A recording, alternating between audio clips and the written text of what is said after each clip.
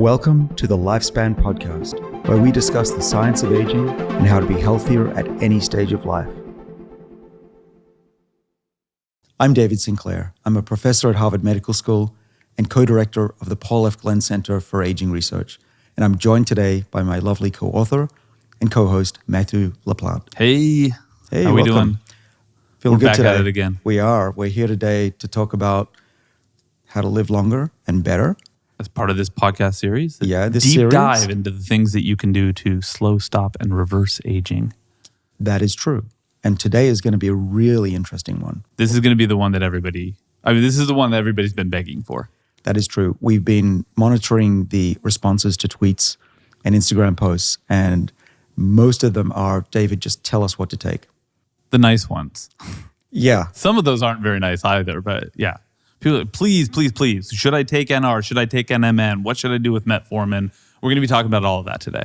We are. And our research team has been spending weeks on this. And if you can't see, I'm actually sitting in front of many pages of notes here. We're going to go deep dive into what is fact and what is not fact, what is known, what is not known, because there's so much misinformation out there, especially with supplements. Yeah. We do need to say, we usually take a moment to thank our sponsors. We're going to do that, of course, but we also have to take a moment to say we are not medical doctors. We are not medical doctors. We are not medical doctors. What he said. I'm a PhD. I'm a researcher. I can read the literature. I've been doing it for the last 30 years. I distill that for everybody. But of course, if you want to try a supplement or even change your diet radically, please talk to your physician before you change anything, because some of the things we'll talk about today can affect your body in hopefully many good ways, but sometimes can be dangerous depending on the person. And everybody's different. And what we want to do is give people the ability to have a more intelligent and informed conversation with their physician. Exactly. Okay, with that out of the way, now we should thank our sponsors. Let's do that, because this podcast is free to anybody who wants to watch or listen. Our first sponsor is Levels. Levels is an app that syncs with a continuous glucose monitor, which they provide, and it interprets your glucose data for you. I've been so impressed by Levels that I've recently joined them as an advisor. Monitoring your blood glucose allows you to see how different foods impact you. I've used Levels to see what foods impact me. I've learned that grapes spike my glucose, white rice, but actually potatoes aren't that bad. It's not just interesting, it's also a lot of fun to see what's going on inside your body. So if you'd like to try Levels, you can skip the 150,000 person waitlist, and you can join today by going to levels.link/Sinclair. That's levels.link/Sinclair. Today's podcast is also brought to us by Inside Tracker. Inside Tracker is a personalized nutrition platform that analyzes data from your blood and DNA to help you better understand your body and reach your health goals. I've been using Inside Tracker for over a decade and also serve as chair of their advisory board. I really like Inside Tracker because they make it easy to get your blood test. Either someone can come to your home like they do for me, or you can go to a clinic. They then present the blood analysis in an easy-to-understand dashboard that provides recommendations for improving your health. Their InnerAge 2.0 test, which I helped develop using an AI algorithm, even shows your biological age. If you'd like to try Inside Tracker, you should go visit them at insidetracker.com/Sinclair, and you'll get 25% off every Inside Tracker plan. Use Sinclair as the code at the checkout. Today's episode is also brought to us by Athletic Greens, the all-in-one daily drink to support better health and peak performance. Athletic Greens is a greens powder developed from a complex blend of 75 vitamins, minerals, and whole food-sourced ingredients. It's filled with adaptogens for recovery, probiotics and digestive enzymes for gut health, as well as vitamin C and zinc citrate for immune support. I've been drinking Athletic Greens in the morning for many years, and I do that because I don't often eat perfectly and I travel a lot, and I can rest assured that I'm getting all the nutrients I need for optimal health. So if you'd like to try Athletic Greens, you can go to athleticgreens.com/Sinclair to claim a special offer. They're giving away 5 free travel packs, plus a year's supply of vitamin D3 for immune support and vitamin K2 for keeping calcium out of your arteries and putting it where it's needed into your bones. Again, go to athleticgreens.com/Sinclair to claim this special offer. Okay, Matt, let's dive in. There's a lot to get through today, and I know everyone's waiting to hear what we have to say today. In the last episode, David, we talked about adversity mimetics. These are the things that we can do in our modern lives to mirror the sorts of stresses we faced across our evolutionary history.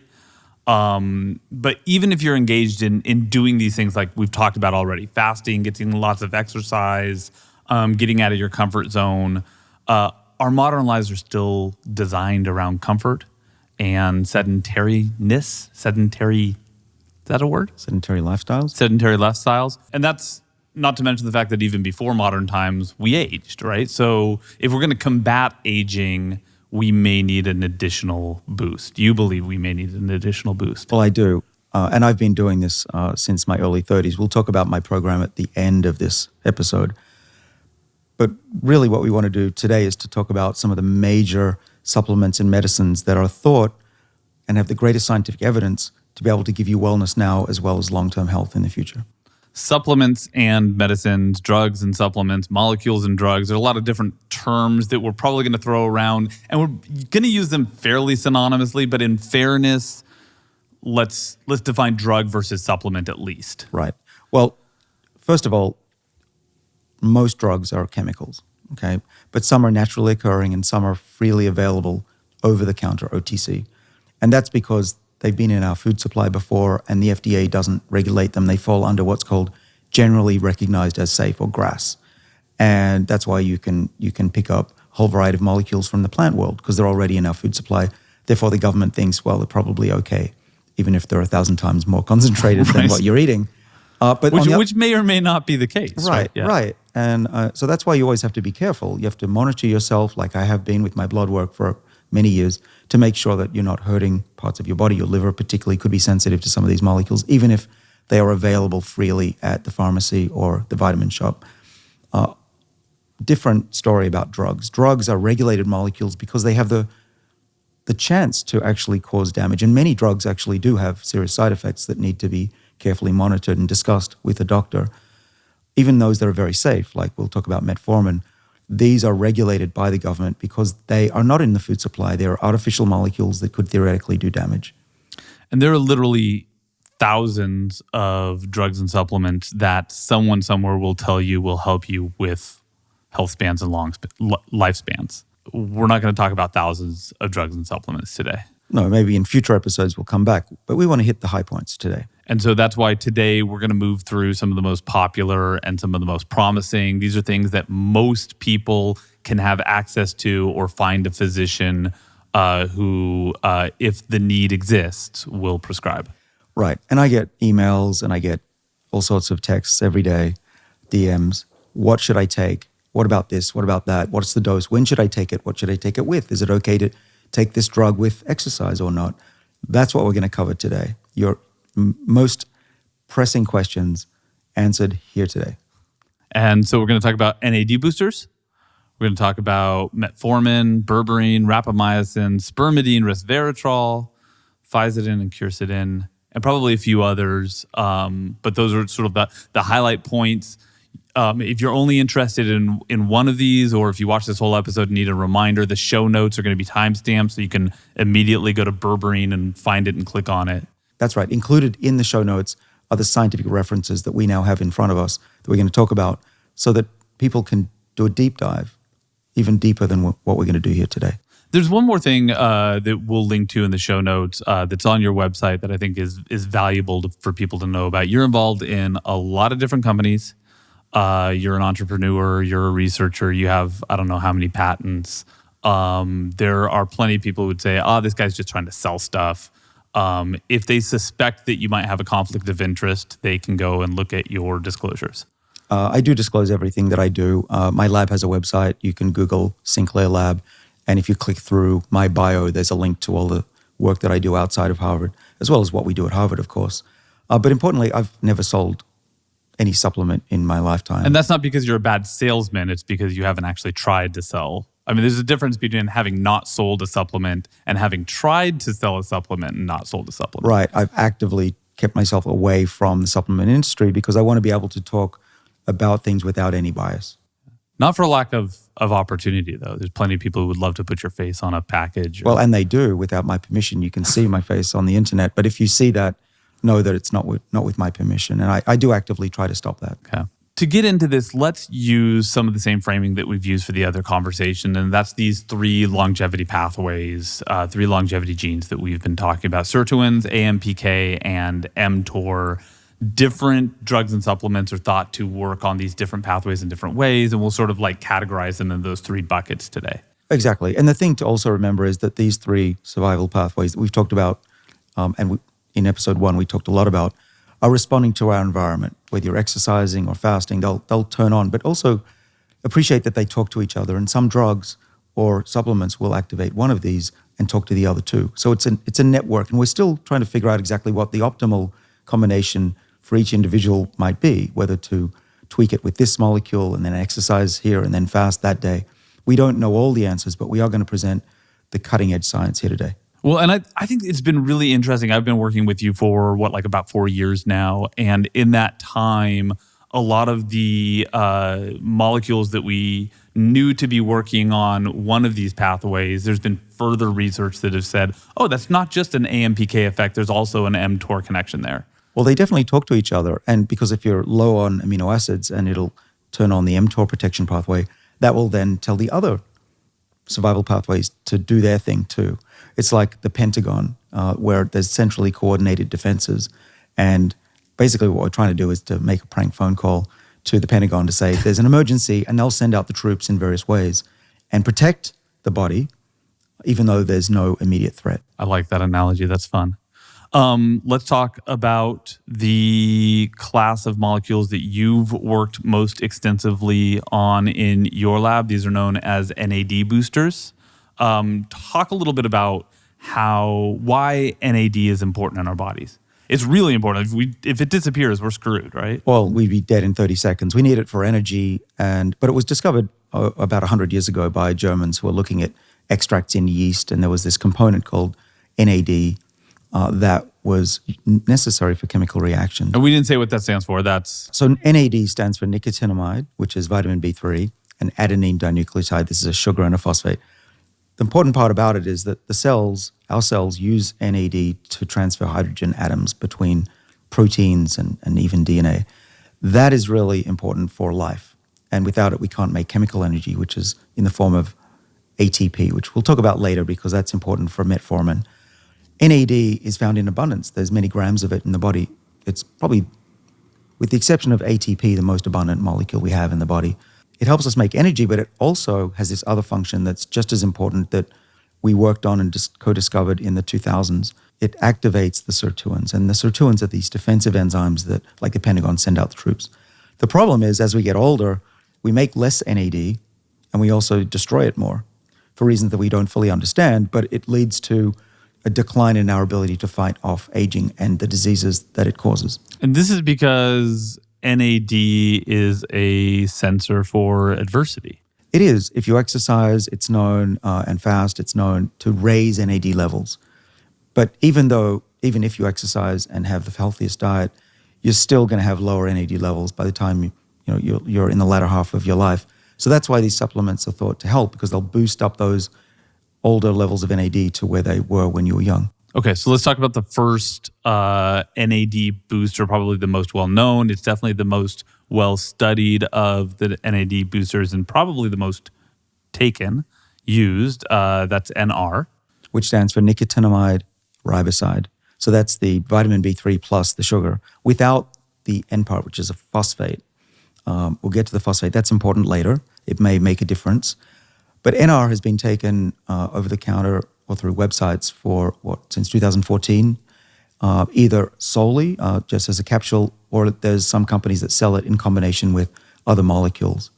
And because it's been pretty well studied in humans, there's been plenty of human studies, at least in the short term, that show little to no side effects.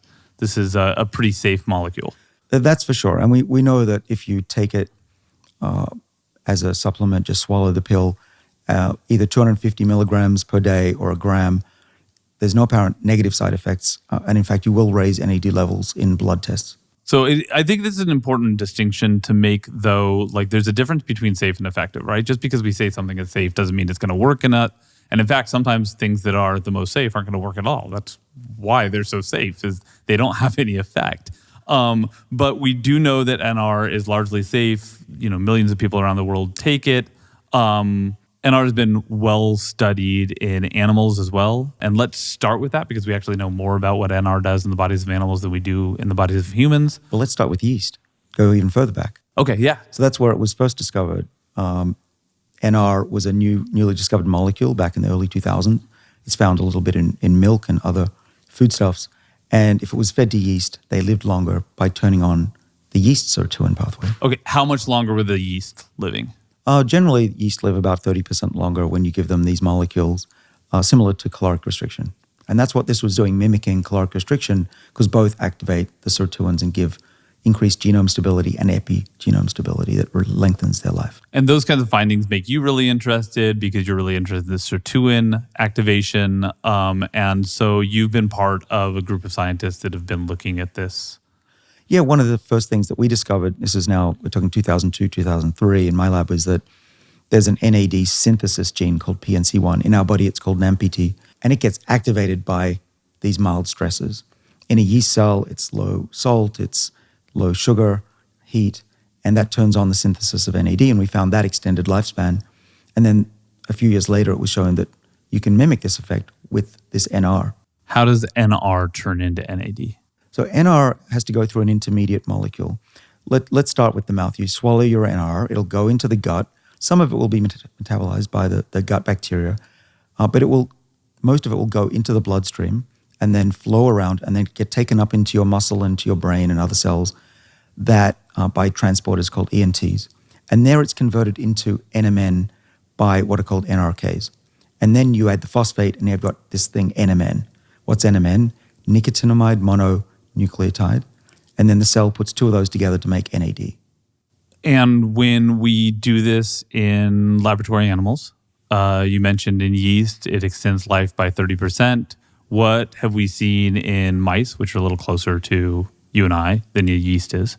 Yeah, it's going back a number of years ago. It was found that NR, when given to mice, extends their lifespan by about 9%, but it was given to them late in life at about 700 days, which is a pretty old mouse. This has been like a 70-year-old human, but it still worked.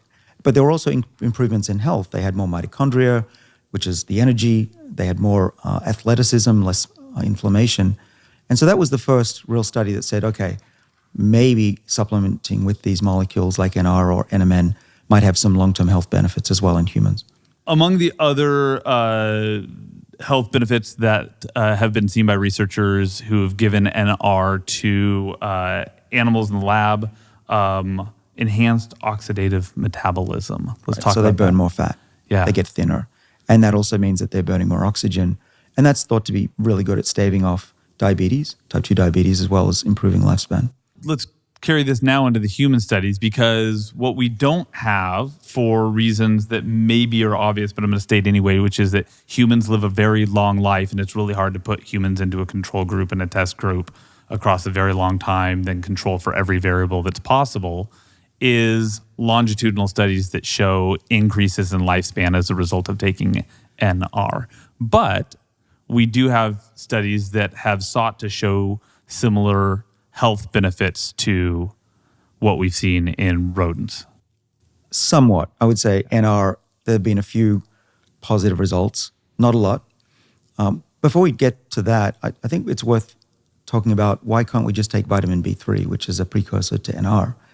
And you can, but it doesn't raise NAD levels anywhere near the level that NR does. And NR doesn't seem to be as effective as NMN. So the closer you get to NAD with your molecule, the better it seems. And that's probably because you need to bring in other components. So if you just take vitamin B3, you need a sugar and the phosphate. If you just take NR, you need the phosphate. And phosphate is pretty rare in the body. It's in your bones, it's in your DNA. And maybe when you take NR, one of the issues is that you need to find the phosphate to add on there before it becomes active. Okay, back to the human studies on NR. We have sought to see, by we I mean the research community, I don't mean necessarily you and me. We've sought to see the same sorts of effects that have been seen in model organism studies. Some Sometimes that's happened. Sometimes it is not. Is that fair to say? That's very fair to say. With NR, there have been a handful of studies in humans showing that low dose, 250 milligrams per day, up to a pretty large dose, a gram a day, does raise NAD levels. But it takes about 9 to 10 days to get to those peak levels. What we've also seen is, or others have seen, is lower inflammation, as well as some other markers such as minor changes in body composition.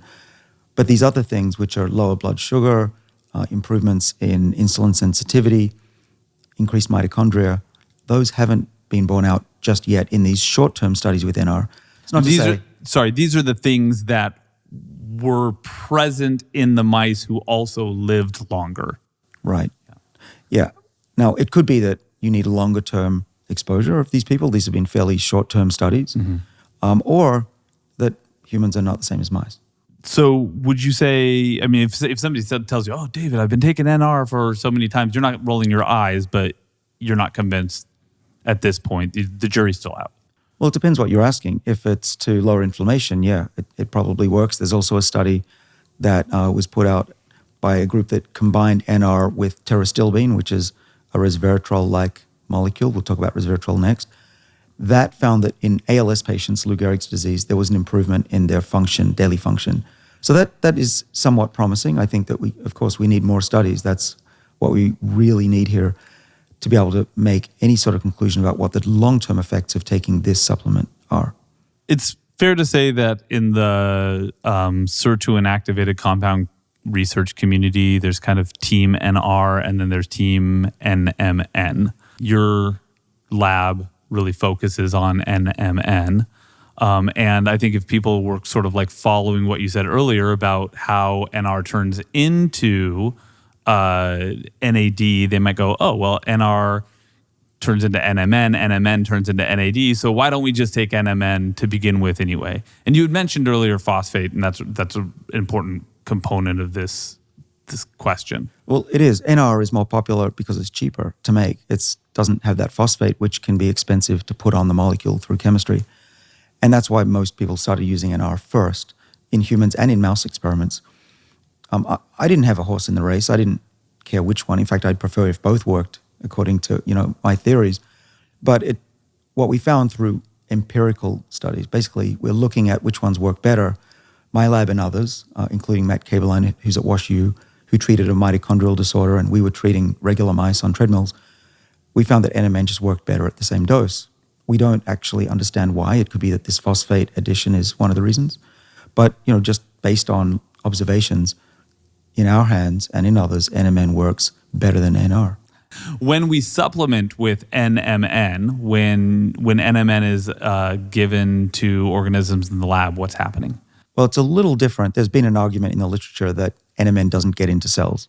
And similarly, NAD is really a big molecule because it's got multiple components. And that also has a real struggle to get it into cells. Neurons take it up, but other cells typically need to break it down into its various components and then re-uptake it. And that's important because some people actually are giving themselves NAD through the IV route. When it comes to NMN, what happens is it was recently discovered by Shin Imai at WashU. His team discovered that there's a specific transporter that takes NMN out of the liquid outside the cells inside the cell, and its name is SLC12-8A. Still debated, a lot of things to figure out, but I think it's just best to say, okay, we know what's happening when you give it to animals. We're starting to learn what happens to people. We, of course, want to understand how it's working, but the fact that it does work is the most important point.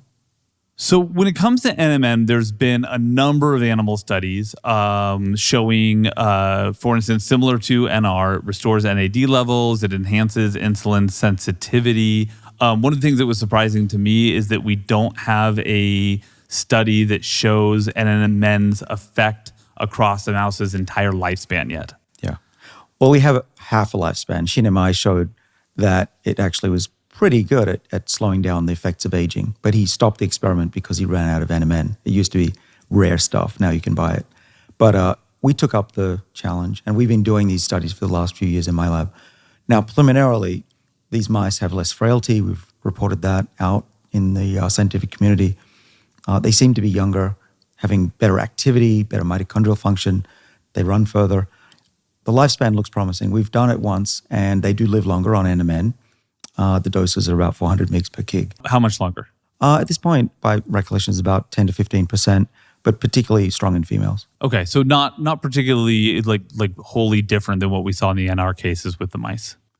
Right, a little bit better than that, but certainly those mice are healthier and more active and are more youthful. And you said it's more pronounced in the females, or at least according to the first phase of this, it's more pronounced in the females. Right. Well, we had fewer females, so we have to repeat that. So we've now got a larger cohort of mice. We're repeating the whole thing. We'll see how it goes. But right now, with the small number of females, yeah, they did do better than the men. And even though mice live pretty short lives, what we have to understand here is that they still live 2-3 years on average, right? And so in order to see lifespan extension, especially if they live much longer, it takes some time to do these studies. Yeah, it's quite painful actually, because you think about this, an average experiment takes 3 years, and then you have to repeat it. So that's now 6 years. Then to analyze the data and publish it is another 3 or 4. That's a decade's worth of work for one experiment. And your career only goes for about 5 of those times. So 5 experiments. Of course, you can run. Well, that's how careers parallel. used to go. We're going to change that, right? We're going to live a lot longer. We run things in parallel as well. That's important. Yeah. But we can also mimic things, not just in animals, but we're growing tissues in the dish will be the subject of a later episode. Okay, so far what I'm hearing is in animals, NR and NMN both have some similar effects, right? Lengthening lifespan, restoring mitochondrial activity, restoring NAD levels, enhancing insulin sensitivity. But in NR, the human studies haven't always confirmed that that's the exact same thing that's happening in humans. What are we seeing in the human studies for NMN? I know a fair bit about the effect of NAD boosters in humans because I'm helping a group that is actually doing clinical trials at Harvard Medical School. And they've been giving a molecule that's similar to NMN to subjects for many years now. First of all, importantly, there's been no evidence of any negative side effects. That's important.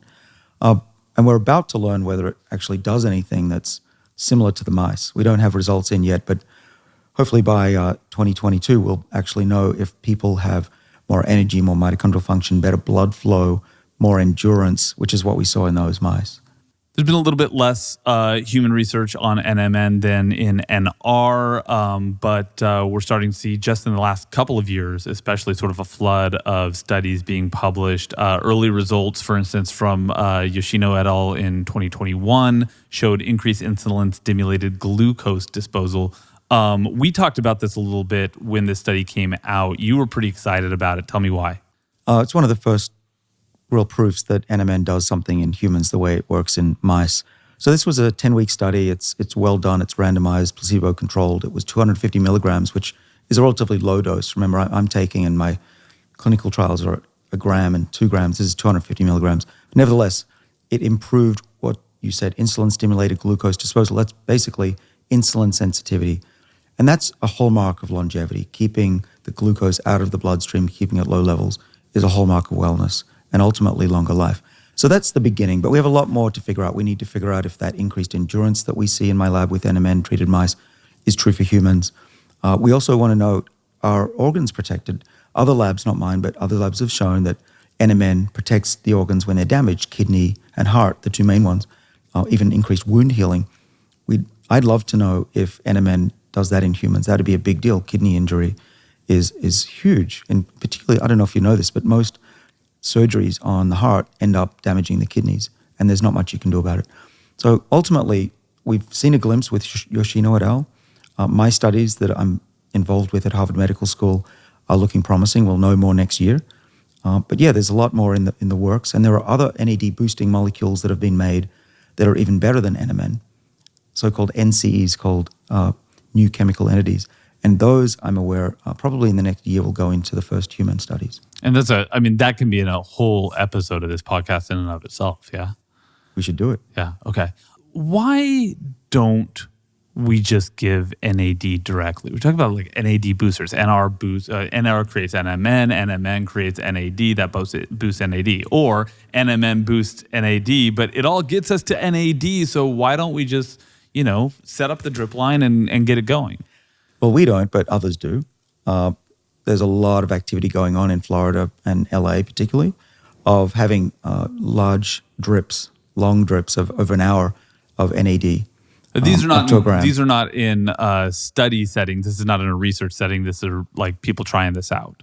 Well, they're done under medical supervision, but I haven't yet seen a placebo-controlled trial that would tell us for sure if it's just wishful thinking or not. I don't think so, given how many people have been now treated, and there's a serious amount of anecdotal data on this, better mood, better energy. But, you cannot conclude anything unless you actually have one of these placebo-controlled trials. I'd love to be involved. If anybody's going to do one, I'd love to help. But I'm asked this probably every day, NAD IVs, do they work? And my answer has to be, we don't know yet. What do we think they might be? I mean, what are people trying them for? Well, they're used for various things. It's been used for many years to treat addiction, whether it's drug or alcohol. It's also used for depression and also increasingly for hangovers. Is it as good as the Australian hangover cure that you've given me a few times? Oh, the raw egg and the Vegemite? Yeah. I hope it's better than that. But the idea... Because the truth is that doesn't work. I just pretend it works because it makes you happy. That's true. And you're one of the few people that eats my Vegemite. But the reason that it probably works is there's an enzyme that detoxifies alcohol called alcohol dehydrogenase. And a lot of Asians are susceptible to high levels of alcohol because they lack a lot of this enzyme. Alcohol dehydrogenase needs NAD. And so what's probably happening is when you wake up with a hangover, you lack NAD, your liver is depleted, and if you take NMN or NR, you can raise those levels back up, get your liver working again, and get rid of the excess alcohol. So you think chances are that is actually, it's not just like a placebo effect, that there's a chance that like it makes sense that would work? I think makes sense is the right word to use. I'm a Harvard professor. I'm not going to say something works unless I've seen hardcore proof. And I hope that'll come in the next year or so. Just so I'm clear on this, though, because it's still a little fuzzy to me, like why I can understand why we might want to use NAD. I'm not understanding why we're not starting, for instance, all the research with NAD and then moving backwards to NMN and then moving backwards to NR. Yeah, well, it all started in yeast when I was at Harvard, the early 2000s. Even in yeast, if you give them NAD, it doesn't work because it's too big. It doesn't get taken up into the cells. So what we want to do is back off in size. So the next smaller molecule behind NAD is NMN. And there we know there's a transporter, a protein that sucks it into cells. And NR is even smaller and it gets taken up even better into cells. And so that's the reason why it may be that NMN is at the sweet spot of the right size, but also has the right components to make just the right amount of NAD. This feels like a good time to talk about bioavailability and making things available to our body's machinery. How do we make NR and NMN most bioavailable? Just swallowing it is enough in our studies to raise NAD by 2 to 3-fold. So you buy for instance, the capsules that are often sold in capsules, just swallowing, that's going to be... Yeah, or the powder, just drink it. We make tablets and give it to the patients that way, the subjects. But there are others. There is a sublingual version. I have heard there's evidence that works. I haven't yet seen it. It makes sense that it would be absorbed under the tongue. Or you can inject it. But in terms of the research right now, it doesn't seem like there's a huge advantage one way or another. No, I haven't seen any reason for saying that you need to put it under your tongue versus swallow it. What I can say for sure is that I've seen so much data on swallowing it that it definitely works to raise NAD levels. There has been some concern around the use of NAD boosters when it comes to the potential that it might stimulate cancer growth. And obviously that's something that we don't want to be dismissive of. It does you no good to be boosting your NADs and extending your lifespan if you're just giving yourself cancer. What's the latest research on that and how concerned should people be? Well, so most of these studies, actually there's only 2 main studies, have been done in mice. So here's what they are. There was one, again, out of Washington University by a different group that found that knocking down the levels of NAD in brain tumors slowed the growth of the tumor. And unfortunately, the news story ended up being, NAD causes cancer, which is not the same, right? That's the complete opposite. So that study, I wouldn't put a lot of stock into, but there is one other study that came out in 2019 by Nacarelli, and they found that NAMPT, this NAD boosting gene, it increases the number of senescent cells and makes them more inflammatory. giving out these SASP proteins, as they called, the senescence-associated secretory phenotype is the word. But also there were mice that were predisposed to pancreatic cancer, and when given NMN, they developed more precancerous and cancerous growths when they consumed this NMN. Exactly how it works, we're not sure, but it might be because it was downregulating a tumor suppressor gene called P53. And this was a subgroup of mice that were already predisposed. They had a gene that made them more likely to get cancer. Right. But remember, we fed NMN to mice, the normal mice, not predisposed. And if anything, they live longer and are healthier. So it's a question whether it's this predisposition that's the difference. Something to watch for and to think about and to work into anyone's calculations if they're going to be considering an NAD booster in any case. For sure. And another reason to consult your physician. Absolutely. Okay. Now, there are other NAD boosters, sirtuin activating compounds. One of the ones that you've been really interested in, that I think a lot of people are interested in, probably really widely used, is resveratrol. You started working with resveratrol back when you were trying to understand sirtuin activation in yeast. Right. I was just a kid. I was in my early 30s. And I'd just come out of MIT with Lenny Guarenti, where we'd found that upregulating the sirtuin gene in yeast extends their lifespan. But of course, we can't upregulate genes easily in our body. We're not going to genetically modify ourselves anytime soon. Not anytime soon. We can, but we're not going to. It's easier to find a safe, natural molecule that does the same thing. And so our goal back in the early 2000s at Harvard was to look for any molecule that we could find that was safe, that would activate the protein, not the gene, but the protein. It's an enzyme that controls other proteins, remember. And so we set up an assay that looks for what's called SIRT1 activation. SIRT1 is the first out of 7 of them in the body. And Conrad Howitz, my collaborator, and I were using an assay in a test tube that would fluoresce when you had more activity. And so we added these chemicals. We added a dozen, then we added thousands and eventually tens of thousands to SIRT1 and found which ones raised the level of fluorescence. And you found a bunch of them. There were like 20 of them that did. We published 20, in Nature, 2003. The one that was the best at the time, which activated 13-fold SIRT1 activity, was resveratrol. And there were others, quercetin, fisetin, which are actually now used by others for longevity. But resveratrol got most of the attention because it's found in red wine. And you've told me this a bunch of times, red wine stock went out the roof, right? Like people started buying red wine like crazy when this hit the print. 30% sales, and they've stayed up ever since. And I've started drinking more red wine as a result as well.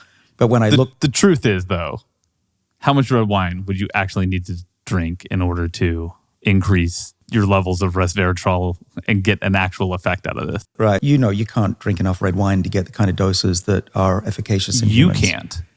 Well, you can try, but I don't recommend it. You'd need hundreds of glasses of red wine a day, which I don't recommend, even if your doctor says so. Not recommended. That's not going to extend your life. Probably not, no. But what you can do is you can purify it out of grapevines or Polygonum cuspidatum, which is an herb, a plant mostly grown in Asia. When you say that, can you just take your pen? Take your pen. Yeah. All right, now say that word again and go like this when you do it. Polygonum cuspidatum. Okay, thank you. I appreciate that. This is magic, I think. Yeah. Harry Potter. Yeah. How much resveratrol do we actually need to see an effect? Well, there are a lot of human studies now. The minimum that I've seen is 250 milligrams a day, and some people take 1,000 or 2,000 milligrams a day. This is a SIRT activator, Yep. like the other NAD boosters we've been talking about. Works a little bit differently, but like you said, really well studied and for almost 20 years now. What's happening when we put resveratrol? Let's start with the animal studies. What do we know? Well, we know, first of all, if you just give it to them in their water supply, it's not going to work. You can't just swallow it and expect it to get in easily. Why not? Well, resveratrol is the equivalent of brick dust. It's really insoluble. If you put it in a glass of water, it'll fall to the bottom. So what you need to do is, we found in both mice and humans, mix it with some food. You can use yogurt, you can use that kind of olive oil, that kind of oily food, and it will dissolve. It's hydrophobic. This is the problem. It's scared of water. And this is actually why you've suggested that maybe some resveratrol studies that have shown that it doesn't work as well as other studies show, those studies may have involved people who were feeding mice resveratrol without that additional fat. Yeah, that's the case. Some of these studies didn't include food. We found that early on in the mid-2000s that if we gave it with a meal, the levels in the blood went way up. There have been a number of animal studies on resveratrol going back almost 20 years now. We're seeing extended replicative lifespan in yeast. We're seeing activation of AMPK in rodents. What are these things telling you? Well, they're similar to what we expected from the sirtuins. They defend the body, they raise the metabolic rate, they protect against free radicals. And when we see resveratrol given to these rodents, what the biggest surprise was that they were protected against a high-fat, so-called Western diet. Those mice on resveratrol, even though they were really obese on this really chunky meal, they lived as long as the lean mice that we had as the control group. And that was really, as far as I know, the first study of any that showed that you could mimic caloric restriction with a molecule and be fat, but live as healthy as a lean animal. Have those findings translated over as we've moved resveratrol into human studies? Yeah, somewhat. Not all studies have worked, but there are a number of them that have. And for instance, resveratrol has been shown to reduce fasting glucose and significantly increase insulin sensitivity. This was a study in 2019. And then again in 2020, Batista and George et al. Showed that a randomized controlled study with 25 individuals, ranging from 30 to 60-year-olds with a slightly high BMI of 30, were able to lower their cholesterol levels, their urea levels, which is important for kidney function, as well as raise their good cholesterol, the HDL. But once again, we don't know long-term what this is going to do, but the trajectory seems good when we consider it in the context of what we've seen in animals and what we are seeing in these early human studies. Yeah, I think so. Even before I worked on resveratrol, it was known to be an agent that suppressed cancer. If you put a carcinogen on the skin of mice and then rub resveratrol on it, 1999 Science paper showed that those cancers are much smaller in those treated mice. So the anti-cancer activity of resveratrol has been known before I came along. And since then, we've seen effects on body composition, on metabolic rate, mitochondrial boosting, glucose levels. The list goes on. There's probably 1,000 papers now showing at least the benefits in animals and a dozen in humans. Cardiovascular disease I haven't mentioned, but that's a big one. May help explain the French paradox. The French can eat high-fat foods, and with this glass or two of red wine every day, it helps mitigate the effects. But you've just said you actually have to drink so much red wine in order to get this effect, but then we're thinking maybe the French who don't drink that much red wine, even though they do drink a lot of red wine, but they don't drink that much red wine. There's two considerations here. One is that drinking red wine over 30 years could have a cumulative effect and it builds up in the body. And the second is that red wine has more than resveratrol in it. It has some of these other xenohermetic polyphenols that we talked about in earlier episodes that could give a combination effect. Okay. There are two other molecules I wanted to mention. You mentioned them earlier actually by name. These were part of the group of molecules that were identified in those early experiments with yeast that identified resveratrol as a potential sirtuin activating compound. These are physidin and quercetin, and both, in addition to being sirtuin activators potentially, also seem to have this other property to them that is making them sort of like a hot number now. Right. They are what are called senolytic, kill senescent cells. And senescent cells are zombie-like cells, the ones that accumulate over time in your body, probably because their epigenome gets screwed up. But what they do is they shut down, they stop dividing, and they start secreting inflammatory factors and also factors that cause cancer. Yeah, and so getting rid of those would be presumably a good thing. And that's what physidin and quercetin appear to do. They do in the dish and in mice. And there are even some human studies now that show that killing off these senescent cells in the body can improve health and ultimately, we think, could extend lifespan.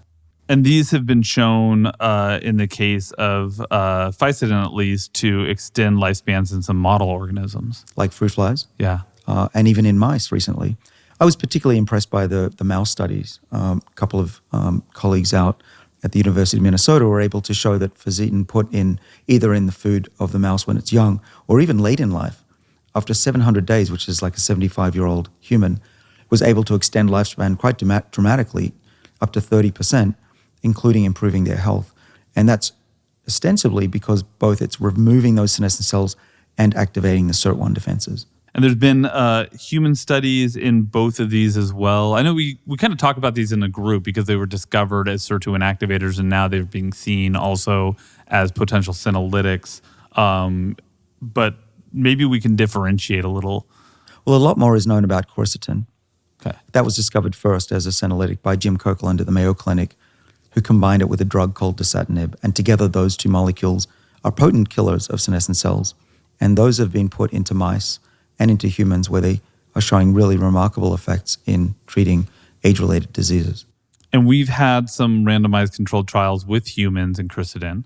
The effects are? Reduces liver steatosis, or fatty liver, as well as other effects like inflammation in the body.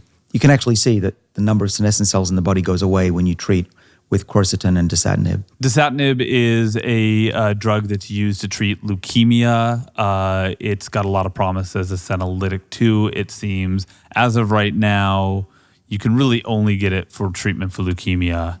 That's right. You can only get it if you're part of a clinical trial. You can't just go buy it on the internet. It's a regulated drug, as well as another drug that's senolytic, which is called navitoclax. These are being tested. They're not ready for prime time at all. But physietin is the interesting one. That one is a plant molecule. It's found in grapes. It's found in apples to high levels, relatively high levels in strawberries. You can now buy that relatively cheaply on the internet. So if people are like, man, I really want to get into senolytics, the gateway right now, the most accessible place for people is physietin. Well, it is, but it's early days. There's not a lot of data compared to quercetin and dasatinib. Really, we know that it reduces inflammation. That's about it in humans. I think we still have to wait to see whether it's really, truly safe before people rush out and try this. I'm excited about this Affirm Light study by Jim Kirkland with physietin. He's got a number of patients that are on 20 milligrams per kilogram of body weight. And this, over the next year or so, should tell us whether physietin is truly a senolytic in humans and can have some health benefits too.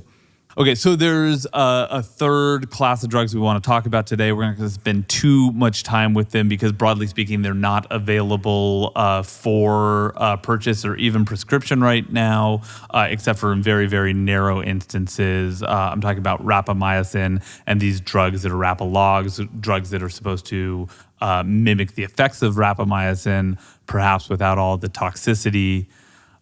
These drugs have a really interesting history. Well, they do. These are drugs that inhibit mTOR, which is mimicking fasting. They were discovered a number of years ago on Easter Island, Rapa Nui, which is why it's called rapamycin. On the back of a statue, I believe, somebody found there's like some mold and or some fungus, and they scraped it off, and lo and behold, we have a drug that actually has been used for other purposes. Immune suppression, For cancer. this is a life-saving drug. We just don't know yet if it's a life-extending drug that's going to be useful in humans. Well, I'd put good money on it. The reason is that it's extended the lifespan of every organism it's been given to in low doses, not immune-suppressing doses. In humans, it's considered around 10 milligrams per week. But you definitely don't want to suppress your immune system.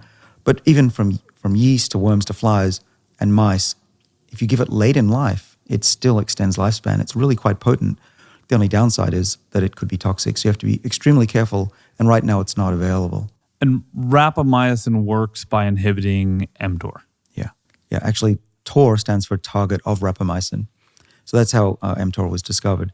And when you give animals rapamycin, you're mimicking low protein intake, which you're mimicking this adversity that we've been talking about throughout this entire series. Right. So your body says, oh my goodness, I'm running out of protein.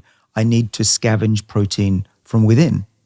And so the body starts recycling old proteins in this process we talked about earlier called autophagy. And that brings us to another drug, spermidine, which is also working on this autophagy process. It does. So spermidine is more recent. You've only recently been able to get it on the internet. It has an interesting history. Anthony von Leeuwenhoek, the inventor basically of microscopy, was looking at his sperm. No one believed him that there was these swimming things down there. But he started to get crystals in the sperm, and that was spermidine, hence the name.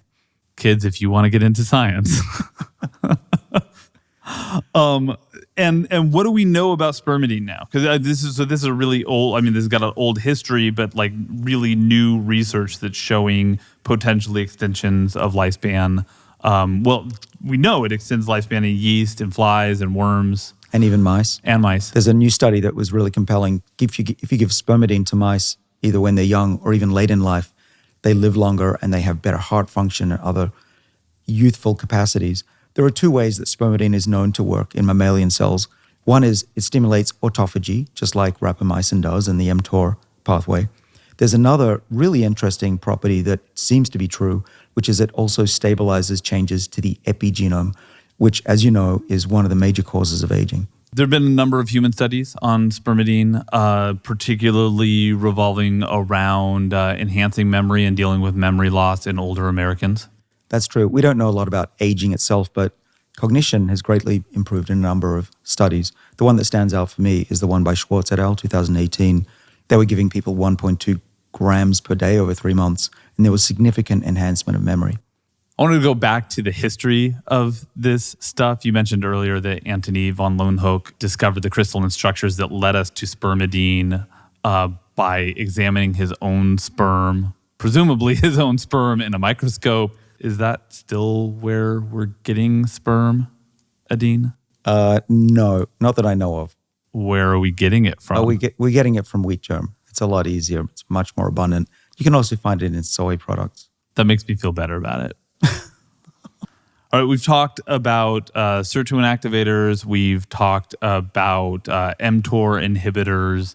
But really one of the most exciting classes of drugs is also sort of actually kind of the most boring because it's been around for so very long.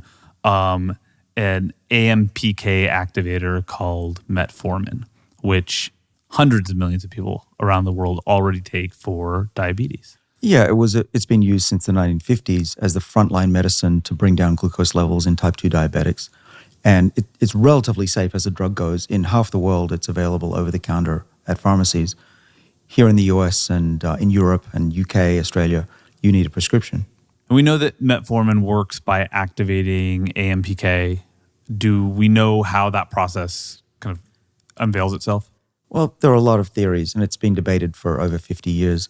One thought is that the microbiome changes, but a leading school of thought that most scientists agree on is that it activates a protein complex called complex 1, which is involved in making energy in mitochondria.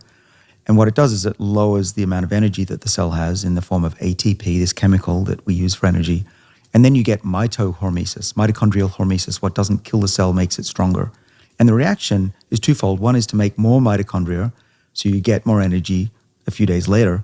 But also, by inhibiting mTOR, it'll improve what's called insulin signaling so that the blood sugar that's in your blood, and if you're a type 2 diabetic, it's too high, it gets sucked out of the bloodstream and utilized, which is why it's used to treat type 2 diabetes. And this is another one of those cases where there is perceived adversity, and then not just one of these pathways, but multiple pathways in this case are impacted. Yeah, similarly to all of these factors which are talking to each other, this is a good example. Metformin will lower energy, inhibit mTOR. It will activate AMPK, obviously, we talked about, that's what it's mainly doing.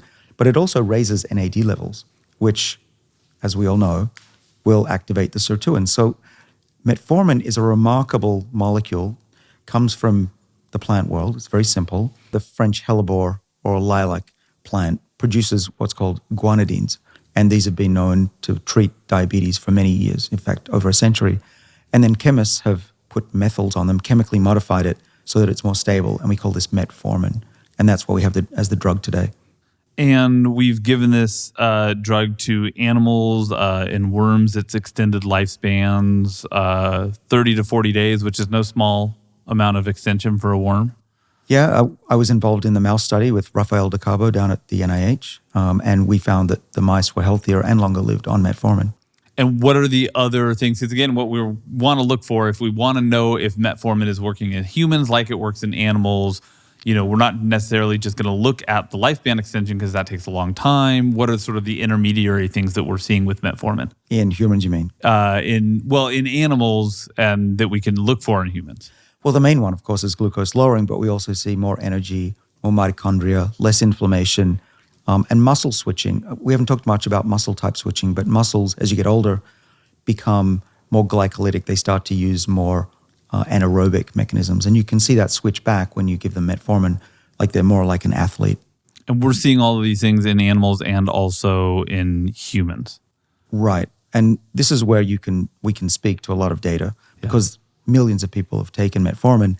And one of the most interesting things about it is you can do a retrospective study of tens of thousands of elderly people on metformin and ask, okay, their type 2 diabetes may be reduced and slowed down, but what about other diseases that they're susceptible to? Cancer, heart disease, Alzheimer's, frailty. And the answer that's quite remarkable is that metformin lowers the risk of all those other diseases. So when we control for everything else, what we see is that the people who are on metformin are living longer than people who don't have type 2 diabetes. It's a remarkable fact. So now the question becomes, okay, take the type 2 diabetes part of the equation out. Will we still see an effect? And that is something that's being investigated in this really large study that's underway, the TAME study. Yeah, you're right. The targeting of aging by metformin study run by Nir Barzilai down at Albert Einstein College of Medicine. This is a very large study over many different institutes and hospitals. It's costing tens of millions of dollars. It's taking a while to raise that money, but ultimately the goal is to show to the American FDA that you can target aging with a drug and slow it down. The ultimate goal being having aging a treatable medical condition. Why is it taking so long to raise money for this? Because this is really, everybody I know in the aging space is excited about this, and yet the money is hard to come by because... Well, this is where capitalism has a little bit of a downside, which is that metformin is very cheap. It costs a few cents and it's off patent. Which means anybody can make it. There's no profit motive for making this drug right now. Right. So Nir has relied on the government and they've given half the money and the rest of the half he's relying on donors and he's still raising that money. But he's getting started. Fortunately, he's off to the races. And we should know in the next few years if he's seeing signs of slowing aging.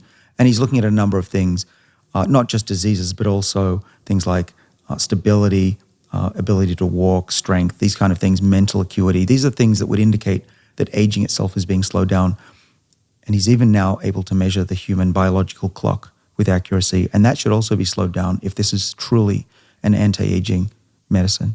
We're seeing a lot of doctors get a lot more comfortable with the idea of prescribing metformin off-label. Just a few years ago, the constraints of what metformin was actually approved for was keeping it out of the hands of a lot of people who thought that it might be good for them in their efforts to slow their aging.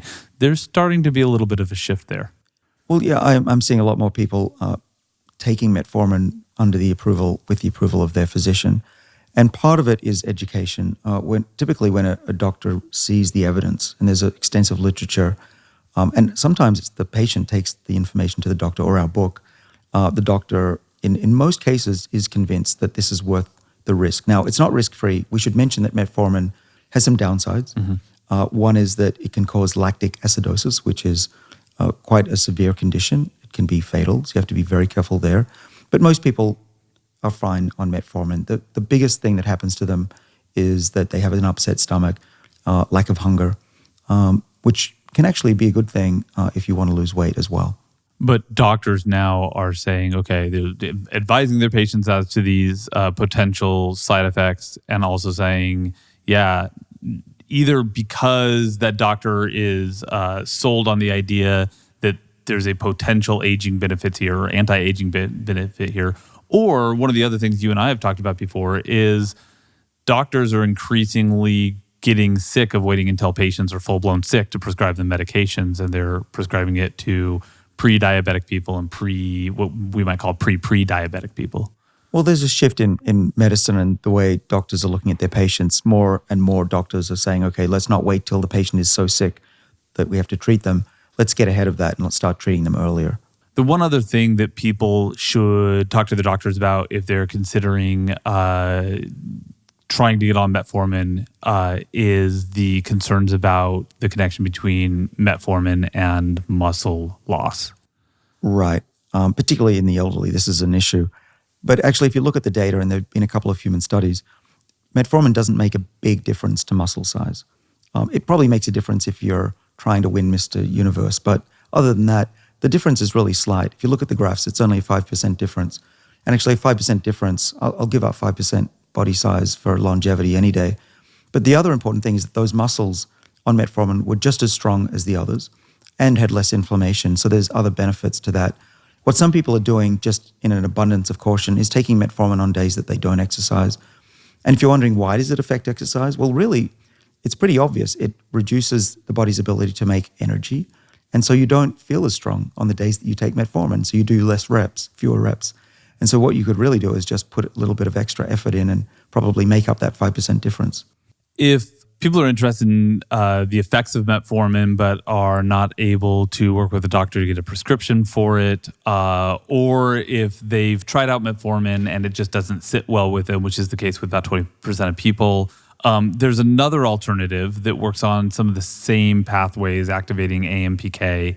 That's berberine.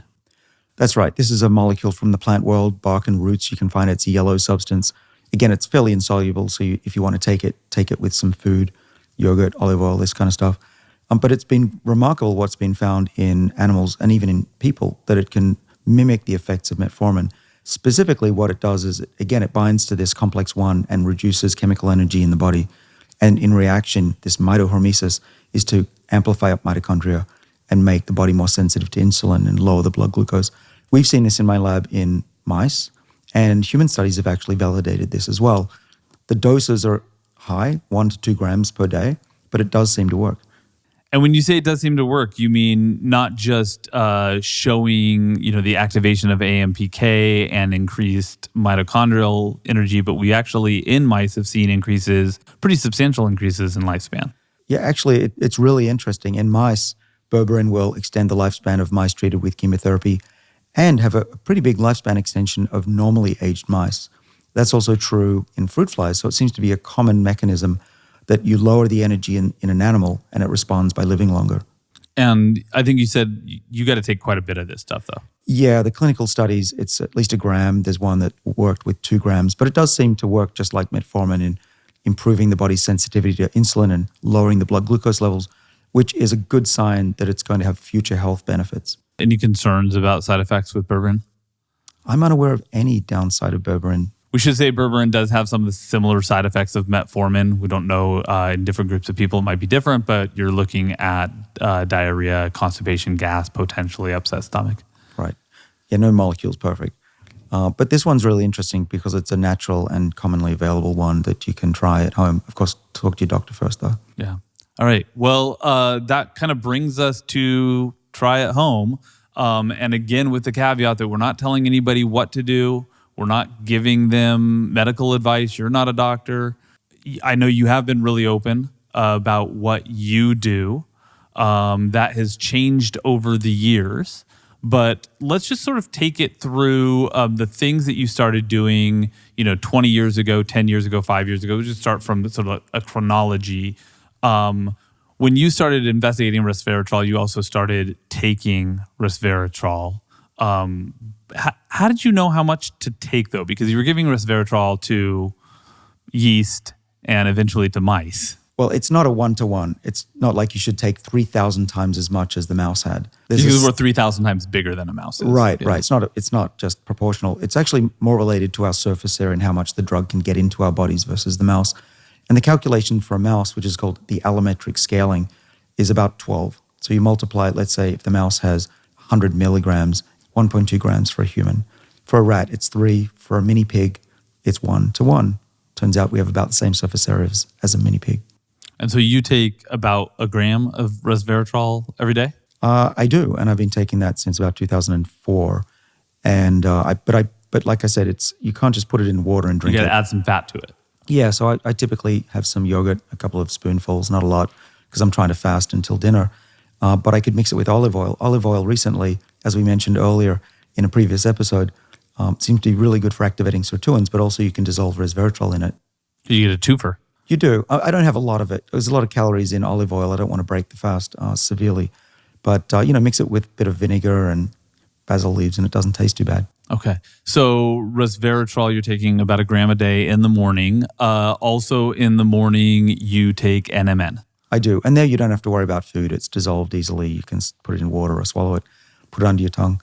And so I do that. That's my main combo in the morning. How much NMN are you taking in the morning? Again, it's a gram, but that's not a guess. That's actually based on the human studies that we've done that show that a gram over 10 days raises your NAD levels about twofold. And that's sort of the dosing amount that we're seeing in a lot of the human studies now, both the past studies and the current studies that are ongoing. I take 1 gram of NMN every morning along with my resveratrol. The reason is in humans, we know that doubles NAD levels, which is important because someone my age has half the levels of NAD than I did when I was 20. But you can go as high as 2 grams and triple the amount. It's important to mention that I take these at a certain time of day based on science as well. I take these in the morning because that's when the natural rise in NAD and SIRT1 activity should happen. And we actually know this, that the SIRT1 NAD cycle is part of our body's natural 24-hour clock. SIRT1 regulates a protein called BMAL that controls the genes that tell us whether it's night or day, should we be hungry or not, whether we have jet lag or not. And I do find, anecdotally, that NMN is remarkably good at preventing jet lag as well. I can reset my body's clock ostensibly through this SIRT1 BMAL pathway. You're also taking metformin. Yes. How much? When? I take 800 milligrams at night. Okay. And you take that at night because? Well, because doctors tell me that it's a good time to simulate a fast. I take it with my dinner just after, and then through the night, I'm presumably having low levels of glucose, and my body has all the benefits of stimulating those repair pathways, those survival genes. And that's the most recent thing that you've added to your regimen? It is. Actually, what happened was I had terrible blood biochemistry. I was eating badly. I gained weight. I wasn't sleeping. I was stressed.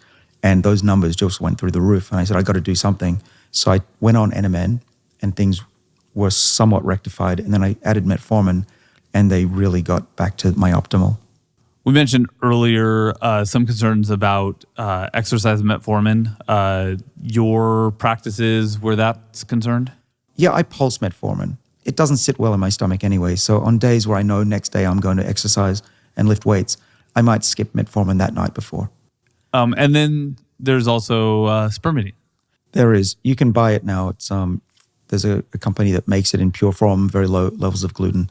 And just the last few months, I've added that to my protocol, and we'll have to see how my numbers look on Inside Tracker. Okay, so that's not something you've adopted, and you're like, I'm definitely sticking with it. I'm adopted, and I'm testing it out to see how it works.